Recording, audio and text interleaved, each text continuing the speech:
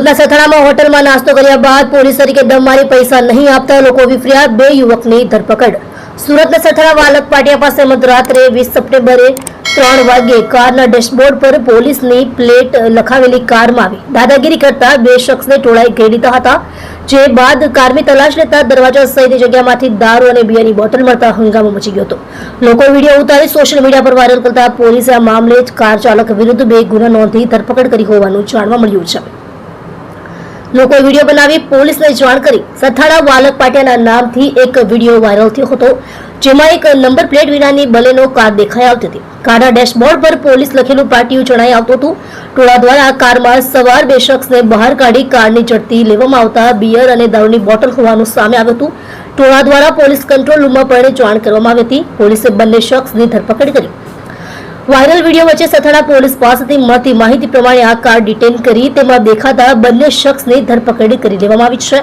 તેમની વિરુદ્ધ 2 ગુના પણ દાખલ કરવામાં આવ્યા હોવાનું જાણવા મળ્યું છે। ઝડપાયેલા આરોપીઓ જયપાલ સિંહ, ધર્મેન્દ્રસિંહ ગોહિલ અને મેહુલ ઉર્ફે મુન્નો શાદુર સાંબળ તરીકે બહાર આવ્યું હતું। આ બંને શખ્સ કારની લે વેચ સાથે સંકળાયેલા હતા। રિપોર્ટર SL સૈયદ સાથે કેમેરામેન સંદીપભાઈ બોરસે। તમે જોઈ રહ્યા છો live India today news channel.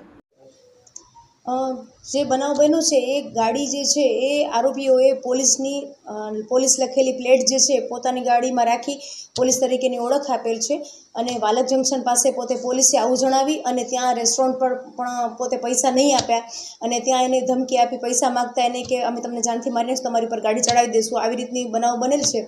એ અનુસંધાને આપણે બંને આરોપીઓ જે છે, એકનું નામ છે જયપાલ સિંહ ઉર્ફે યુવરાજસિંહ ધર્મેન્દ્રસિંહ ગોહિલ અને બીજાનું નામ છે મેહુલભાઈ ઉર્ફે મુન્નો સાંબળ।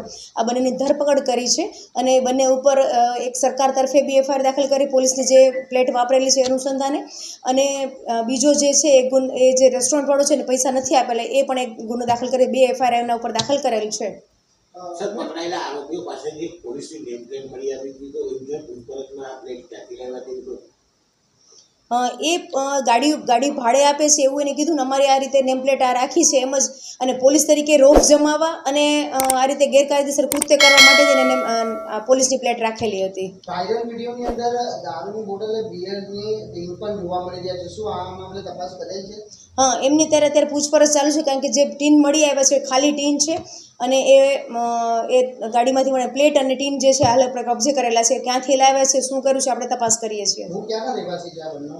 બંને સુરતના રહેવાસી છે, મૂળ જે છે એ ભાવનગરના રહેવાસી છે બંને।